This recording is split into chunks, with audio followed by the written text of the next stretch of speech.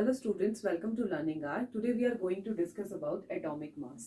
अब जब ये टॉपिक आया हमारे पास एटॉमिक मास, तो अगर आज की बात करें तो today we have very sophisticated techniques like mass spectroscopy, जिसकी हेल्प से हम स्मॉल से स्मॉल एलिमेंट का मास भी हम इजीली, एटम का मास और उसके सब एटॉमिक पार्टिकल्स का मास भी हम इजीली कैलकुलेट कर सकते हैं. But at the time of 19th century, ये कब की बात हो रही है? 19th सेंचुरी की. तो 19th सेंचुरी में हमारे पास 19th सेंचुरी में we don't have this kind of techniques. हमारे पास उस टाइम टेक्निक्स नहीं थी, तो हम उस टाइम पे मास कैसे लेते थे? इवन आज भी हम मास, कई चीजों का हम कैसे लेते हैं, रिलेटिव मास निकालते हैं. किसी एक को स्टैंडर्ड मान के उसके रिस्पेक्ट में हम मास को असाइन करते हैं. लाइक अगर आप किसी वेजिटेबल शॉप पर भी जाएंगे, तो वेजिटेबल शॉप पर आप क्या देखते हैं कि जो वेइंग बैलेंस है उसमें क्या होता है, एक साइड तो उसने बार्ट रखा हुआ होता है केजीज वाला, एंड एक साइड आपकी वो क्वांटिटी रखेगा कि कितनी क्वांटिटी लेनी है, 1 kg 2 kg and so on. ठीक है, तो उसके बिहाफ पे हम क्या करते हैं, मास को असाइन करते हैं. लेकिन उस टाइम पर मास जो था कैलकुलेट तो हो नहीं सकता था, तो उस टाइम पे क्या किया, स्टैंडर्ड माना. अब सबसे पहले जो स्टैंडर्ड माना वो हाइड्रोजन को स्टैंडर्ड माना, लेकिन हाइड्रोजन के साथ बहुत सारी प्रॉब्लम्स आ रही थी. हाइड्रोजन जो था वो सबसे स्मॉलेस्ट और लाइटेस्ट एलिमेंट था, तो उसी के इसको स्टैंडर्ड मान के उसको 1 एटॉमिक नंबर था उसका, और उसी के बिहाफ पे पूरी पीरियोडिक टेबल के एलिमेंट्स को असाइन कर दिया गया. लेकिन लेटर ऑन हमें बहुत सारी चीजें क्लियर हुई कि आइसोटॉप्स भी होते हैं, एटम्स के बहुत सारे आइसोटॉप्स होते हैं, और आइसोटॉप्स में अबंडेंस भी होता है. कौन कितनी अमाउंट में प्रेजेंट है, कौन सा आइसोटॉप कितने अमाउंट में प्रेजेंट है इस एटमॉस्फेयर में और इस वर्ल्ड में, तो उसी के बिहाफ पे हम असाइन करते हैं. अब सबसे पहले आते हैं स्टैंडर्ड को मानने के लिए हमें किन किन कंडीशंस को देखना पड़ता है. कि लेट अस सपोज कि कोई एक टीम है और टीम में हमें कैप्टन को चूज करना है. तो कैप्टन को चूज करने के लिए सबसे पहली चीज हम क्या कंडीशन रखेंगे कि कैप्टन कैसा होना चाहिए. कैप्टन जो होता है वो डेली प्रेजेंट होना चाहिए, डेली अपनी प्रैक्टिस पर रेगुलरली आए. यानी कि इसमें जो है, यहाँ पर जो सबसे पहला पॉइंट है वो हमारा क्लियर होता है अबंडेंस.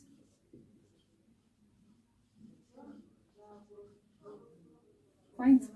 अगर हम केमिस्ट्री से रिलेट करें तो अबंडेंस का मीनिंग है कितनी अमाउंट में प्रेजेंट है एनवायरमेंट में, उसकी अवेलेबिलिटी क्या है ना. अवेलेबिलिटी, अबंडेंस का मतलब क्या है, अवेलेबिलिटी, यानी कि एटमॉस्फेयर में उसकी अवेलेबिलिटी कितनी है. ठीक है, ये उसकी अबंडेंस कहलाएगी. दूसरा होना चाहिए not least reactive. Not least reactive, अगर हम जो भी एलिमेंट को स्टैंडर्ड चूज कर रहे हैं वो नॉट लीस्ट रिएक्टिव, यानी कि बहुत कम रिएक्टिव नहीं होना चाहिए. अगर सुस्त पड़ा, लाइक आप कैप्टन चूज कर रहे हैं, तो अगर वो सुस्त होगा तो वो पूरी टीम को कैसे लेके चलेगा. फाइन, तो उसकी टीम भी उतनी एक्टिव नहीं होगी. फाइन, तो हमें कैसा लेना है, लीस्ट रिएक्टिव भी नहीं होना चाहिए, बिल्कुल लीस्ट एक्टिव, यानी कि वो रिएक्ट ही नहीं कर रहा है, बिल्कुल एक्टिव ही नहीं है. और not more reactive,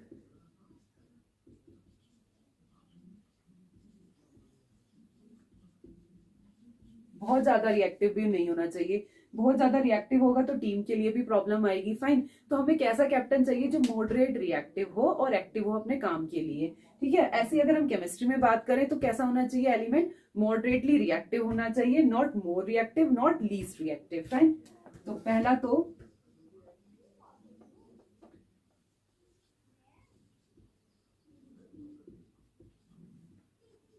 moderately reactive होना चाहिए.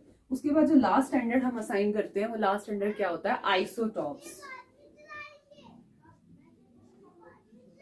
आइसोटॉप्स के ऊपर बात हुई है. अब आइसोटॉप्स का मतलब क्या है, जो भी हम जो भी हम स्टैंडर्ड फिक्स कर रहे हैं उसके बहुत ज्यादा आइसोटॉप्स नहीं होने चाहिए, और अगर आइसोटॉप्स हैं भी तो उनकी अबंडेंस बहुत लेस होनी चाहिए. यानी कि हम जो एटम ले रहे हैं वो हम स्टैंडर्ड तभी ले पाएंगे जब उसके जो है आइसोटॉप बहुत कम हो. अगर कैप्टन है और कैप्टन की खुद की टीम में ही बहुत सारे उसके सिस्टर्स और ब्रदर्स है, आइसोटॉप्स का मतलब क्या है यहाँ पर, अगर हम टीम से रिलेट करें इसको, तो आइसोटॉप्स यानी कि कौन, उसके ब्रदर और सिस्टर. अगर टीम में बहुत सारे ब्रदर और सिस्टर हैं तो उसका कंसर्न जो है वो सबसे ज्यादा अपने ब्रदर और सिस्टर के लिए ही ज्यादा रहेगा. तो इसीलिए हमें, अगर हम केमिस्ट्री में आए यहाँ पर, तो आइसोटॉप्स उसके नहीं होने चाहिए, है ना. यहाँ पर क्या बात करें कि उसके कोई भी आइसोटॉप्स नहीं होने चाहिए, और आइसोटॉप्स अगर हो तो भी कैसे हो, लेस इन अबंडेंस हो. तो यहाँ पर जो कैप्टन है, आपको पता है C फॉर कैप्टन और C फॉर कार्बन 12, यानी कि कार्बन 12 को हमने सेलेक्ट कर लिया, कार्बन विद एटॉमिक नंबर 12 को हमने सेलेक्ट कर लिया एज इन कैप्टन. इसी के बिहाफ पे पीरियोडिक टेबल के सारे एलिमेंट्स को, मासेस को हमने असाइन किया. फाइन, अब हमने इसको ही क्यों लिया? अब आप कहेंगे कि इसमें तो इसके 2 आइसोटॉप्स और एग्जिस्ट करते हैं। अगर हम इसकी बात करें तो इसके 2 और आइसोटॉप्स बिल्कुल एग्जिस्ट करते हैं, C13 भी होता है और C14 भी होता है, लेकिन C13 जो होता है वो वेरी लेस इन अबंडेंस है। अगर हम बात करें तो 99% जो है हमारे पास इन्वायरमेंट में C12 भी होता है, और C14 तो रेडियो एक्टिव है तो और भी लेस इन अबंडेंस है, बिल्कुल लेस अबंडेंस में प्रेजेंट है, तो अबंडेंस इनकी बिल्कुल नेग्लिजिबल है, इसीलिए C12 ही कंसिडर किया जाता है बेसिकली, और इसीलिए C12 को हमने स्टैंडर्ड मान लिया। क्लियर? तो सबसे पहले तो C12 बहुत ज्यादा अबंडेंस में 99% अबंडेंस में प्रेजेंट है। आपको पता है कार्बन हमारे एनवायरमेंट में बहुत ज्यादा अमाउंट में प्रेजेंट है ना, CO2 की फॉर्म में भी, अदर फॉर्म्स में भी, और C12 ही प्रेजेंट है बेसिकली, ना तो C13 इतना प्रेजेंट है, और C14 तो रेडियो एक्टिव है, वो तो बहुत ही दूर की बात हो गई।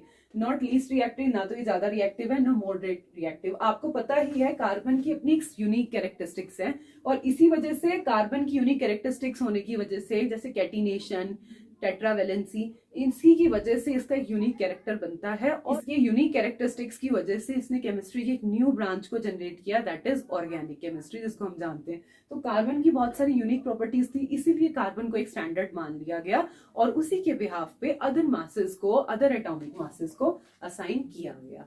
ये तो था यहाँ तक का। अब क्वेश्चन ये अराइज हुआ कि एटॉमिक मास हमने कैलकुलेट भी कर लिया, तो एटॉमिक मास को हमने कैलकुलेट करने के लिए we have to use a unit. कौन सी यूनिट का हमने यूज किया? AMU। AMU stands for atomic mass unit, AMU से दिया। और आज के टाइम पे तो इसको AMU के प्लेस पे उन्होंने क्या चेंज कर दिया है? AMU को किस में कन्वर्ट कर दिया है? U में, and U stands for unified. Clear? I think अभी तक हमारा ये क्लियर हो गया। अब हमें इनके न्यूमेरिकल्स करने से पहले अब हमें ये देखना है कि आप देखेंगे एनसीईआरटी में इससे रिलेटेड काफी न्यूमेरिकल्स दे रखे हैं, तो उससे पहले हमें इसके रिलेशंस को असाइन करना पड़ेगा, इसके फॉर्मूले बताने पड़ेंगे कि AMU से और ग्राम से रिलेटेड क्या क्या फॉर्मूले बनते हैं, तो हम वो स्टडी कर लेते हैं। आई थिंक ये आपको अभी तक क्लियर होगा। सो C12 को हमने सबसे पहले तो C12 को स्टैंडर्ड मान लेना है, उसके बाद हम देखेंगे कि 1 AMU क्या होता है।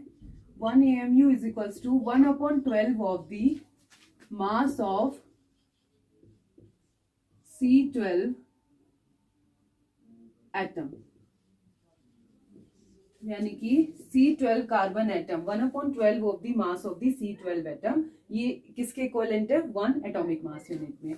अब हम देखते हैं मास ऑफ C12 एटम कितना होगा। मास ऑफ C12 एटम आपको पता है कितना होता है? 12 ग्राम पर मोल होता है इसका मास, यानी कि किसकी बात कर रहा है? पर मोल की बात कर रहा है, लेकिन हमें किसकी चाहिए? 1 एटम की बात करनी है। तो 10th स्टैंडर्ड में मोल कंसेप्ट के बारे में स्टडी किया हो तो आपको पता होगा 1 mole is equals to gram atomic mass of that element, यानी कि अगर हम मोल की बात कर रहे हैं तो अगर हमें उसे एटम में कन्वर्ट करना है तो कितने होंगे? एवोगैड्रो नंबर होगा 6.023 into 10 raise to the power 23 atoms of carbon is equals to 12 gram. ये रिलेशन यहाँ से आया है, जिसके लिए हम लिख सकते हैं फॉर 1 एटम ऑफ, इतने एटम्स का तो 12 ग्राम है, तो फॉर 1 एटम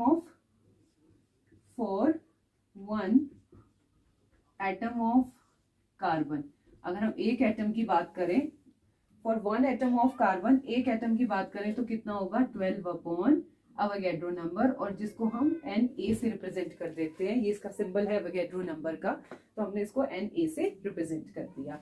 अब ये हमने इसी इक्वेशन को हमने पुट करना है किसमें? मेन इक्वेशन में। इसी इक्वेशन को हमने पुट करना है इधर। अब पुट करेंगे तो 1 AMU is equals to 1/12 into 12 upon Avogadro number, 12 से 12 cancel, here we have 1 upon Avogadro number.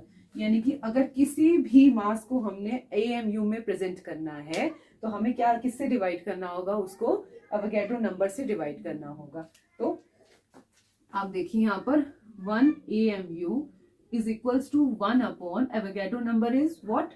6.023 into 10 raised to the power 23. Fine. अब यहाँ पर हम क्या लिख सकते हैं?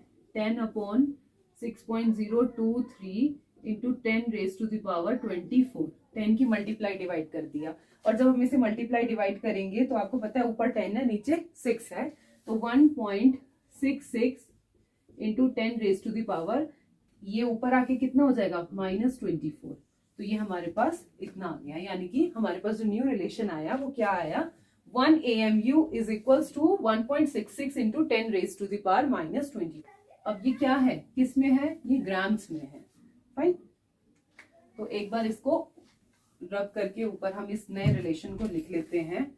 हमारे पास एक नया रिलेशन क्या बना, 1 AMU is equals to 1.66 into 10 raise to the power -24 grams. ये हमारे पास एक रिलेशन निकल के आया। यहां से हम बना सकते हैं AMU is equals to mass of atom in grams is equals to mass of atom in grams upon 1.66 into 10 raised to the power -24 grams per AMU। तो जो हमारा रिस्पेक्टिव आंसर आएगा वो किस में आ जाएगा, AMU में आ जाएगा। आज हम अगर इसको कैलकुलेट करेंगे तो we have to write AMU के प्लेस पे हम क्या लिखेंगे, यूनिफाइड मास लिखेंगे, U की फॉर्म में मेंशन करेंगे। तो अगर हमें निकालना है तो हमें किससे डिवाइड करना होगा, किसी भी मास को, atomic mass, mass of the atom in grams, पहले ग्राम्स में मेंशन करेंगे और उसको डिवाइड कर देंगे किससे, 1.66 इंटू 10 रेज़ टू पावर -24 से। जब डिवाइड कर देंगे तो we get the answer in AMU, हमारे पास आंसर आ जाएगा। तो आई थिंक ये क्लियर है, और ये चीजें और भी ज्यादा, ये फॉर्मूलाज और भी क्लियर होंगे जब हम इससे रिलेटेड न्यूमेरिकल्स को डिस्कस करेंगे। बताइएगा कि आपको इसमें कोई भी कंफ्यूजन या प्रॉब्लम हो तो आप मुझे कमेंट करके जरूर बताइएगा। Thank you students.